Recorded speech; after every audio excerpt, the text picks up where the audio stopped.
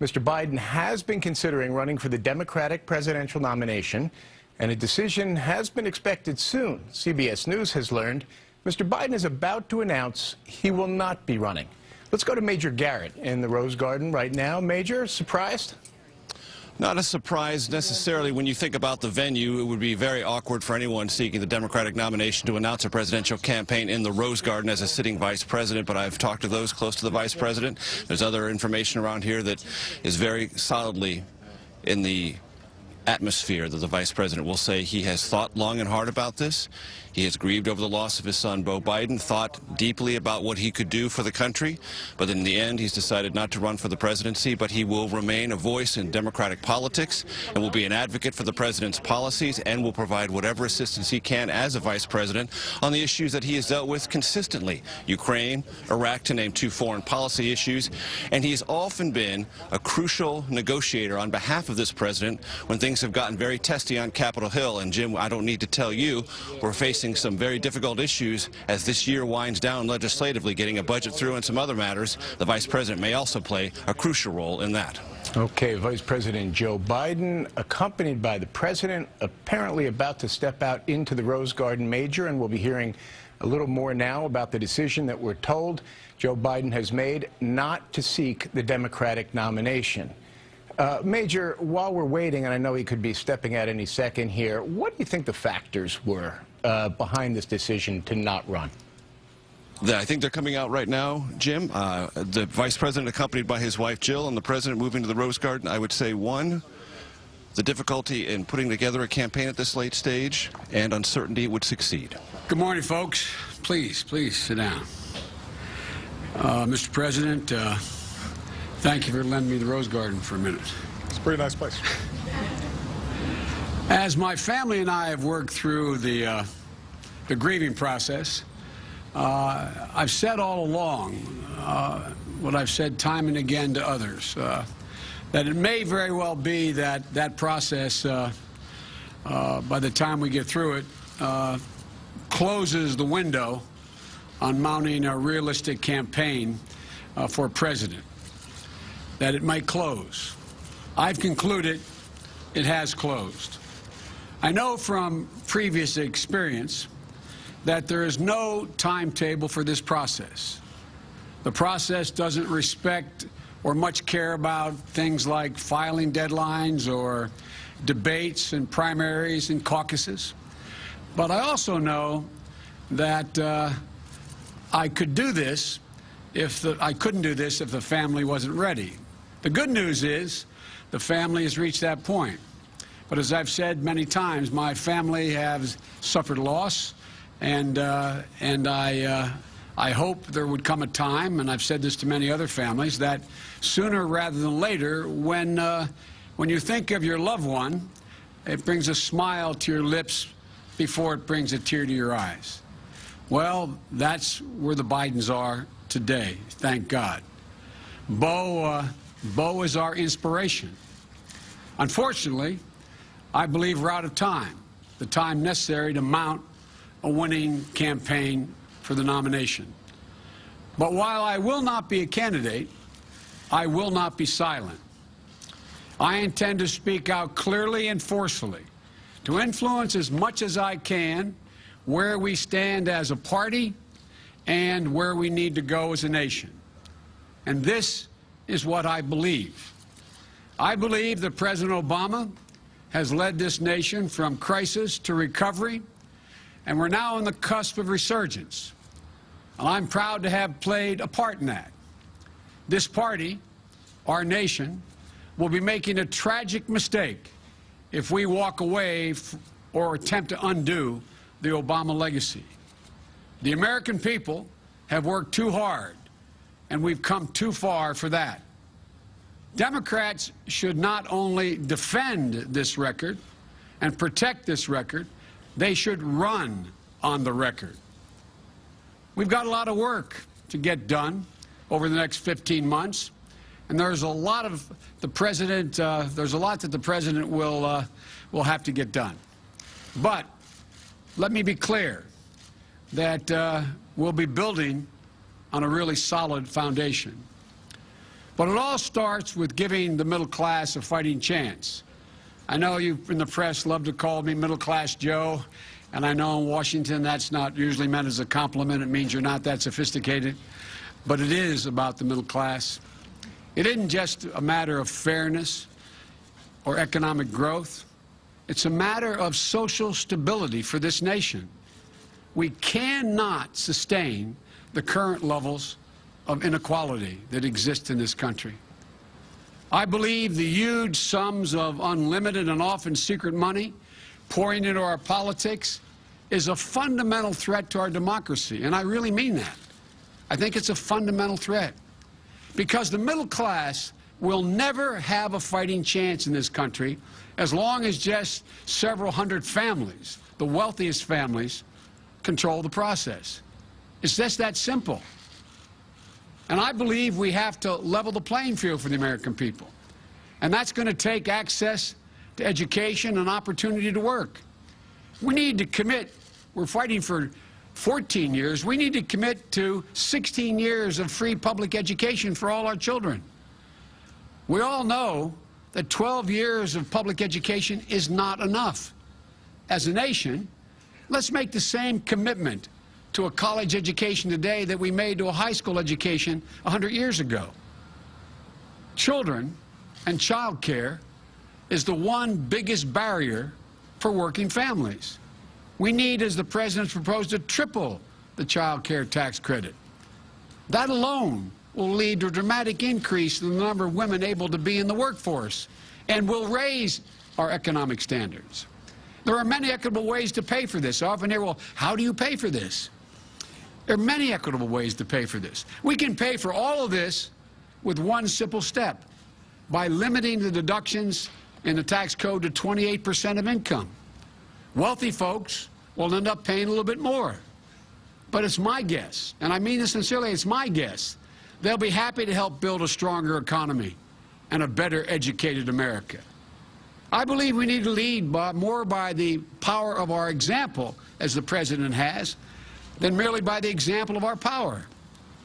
We've learned some very hard lessons from more than a decade of large-scale, open-ended military invasions.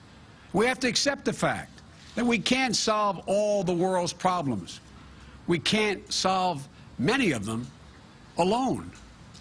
The argument that we just have to do something when bad people do bad things isn't good enough. It's not a good enough reason for American intervention and to put our sons and daughters' lives on the line, put them at risk. I believe we have to end the divisive partisan politics that is ripping this country apart, and I think we can. It's mean-spirited, it's petty, and it's gone on for much too long. I don't believe, like some do, that it's naive to talk to Republicans. I don't think we should look at Republicans as our enemies. They are our opposition. They're not our enemies. And for the sake of the country, we have to work together. As the President said many times, compromise is not a dirty word. But look at it this way, folks. How does this country function without consensus? How can we move forward without being able to arrive at consensus? 4 more years of this kind of pitched battle may be more than this country can take. We have to change it. We have to change it. And I believe we need a moonshot in this country to cure cancer. It's personal. But I know we can do this. The President and I have already been working hard on increasing funding for research and development because there are so many breakthroughs just on the horizon in science and medicine. The things that are just about to happen. And we can make them real with an absolute national commitment to end cancer as we know it today. And I'm going to spend the next 15 months in this office pushing as hard as I can to accomplish this, because I know there are Democrats and Republicans on the Hill who share our passion to silence this deadly disease. If I could be anything, I would have wanted to be the president that ended cancer, because it's possible. I also believe we need to keep moving forward in the arc of this nation toward justice. The rights of the LGBT community, immigration reform, equal pay for women and protecting their safety from violence, rooting out institutional racism. At their core, every one of these things is about the same thing. It's about equality. It's about fairness. It's about respect. As my dad used to say, it's about affording every single person dignity. It's not complicated. Every single one of these issues is about dignity. And the ugly forces of hate and division, they won't let up. But they do not represent the American people. They do not represent the heart of this country. They represent a small fraction of the political elite. And the next president's going to have to take it on. Most of all, I believe there's unlimited possibilities for this country. I don't know how many of the White House staff and personnel have heard me say repeatedly that we are so much better positioned than any country in the world. We are I've been doing this for a long time. When I got elected as a 29-year-old kid, I was called the optimist. I am more optimistic about the possibilities, the incredible possibilities to leap forward than I have been any time in my career. And I believe to my core that there's no country on the face of the earth better positioned to lead the world in the 21st century than the United States of America. Washington, though, just has to begin to function again. Instead of being the problem, it has to become part of the solution again. We have to be one America again. And at our core, I've always believed that what sets America apart from every other nation is that we, ordinary Americans, believe in possibilities, unlimited possibilities. The possibilities for a kid growing up in a poor inner-city neighborhood or a Spanish-speaking home, or a kid from Mayfield in Delaware or Willow Grove in Pennsylvania like Jill and I, to be able to be anything we wanted to be, to do anything that we want. That's what we were both taught. That's what the president was taught. It was real. That's what I grew up believing. And you know, it's always been true in this country. And if we ever lose that, we've lost something very special. We'll have lost the very soul of this country. When I was growing up, my parents, in tough times, looked at me and would say to me and my brothers and sister, "Honey, it's going to be okay." And they meant it. They meant it. It was going to be okay. But some of you who cover me, I say, go back to your old neighborhoods. Talk to your contemporaries who aren't as successful as you've been. There are too many people in America today, too many parents who don't believe they can look their kid in the eye and say with certitude, "Honey, it's going to be okay." That's what we need to change. It's not complicated. That will be the true measure of our success. And we'll not have met it until every parent out there can look at their kid in tough times and say, "Honey, it's going to be okay," and mean it. That's our responsibility. And I believe it's totally within our power. The nation has done it before in difficult times. I've had the very great good fortune and privilege of being in public service most of my adult life, since I've been 25 years old. And through personal triumphs and tragedies, my entire family, my son Bo, my son Hunter, my daughter Ashley, Jill, our whole family. And this sounds corny, but we found purpose in public life. We found purpose in public life. So we intend, the whole family, not just me, we intend to spend the next 15 months fighting for what we've always cared about, what my family's always cared about, with every ounce of our being, and working alongside the President and members of Congress and our future nominee, I am absolutely certain we are fully capable of accomplishing extraordinary things. We can do this. And when we do, America won't just win the future. We will own the finish line.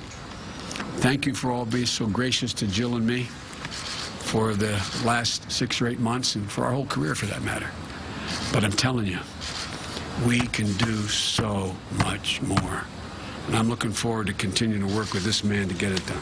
Thank you, brother. Thank you all very much.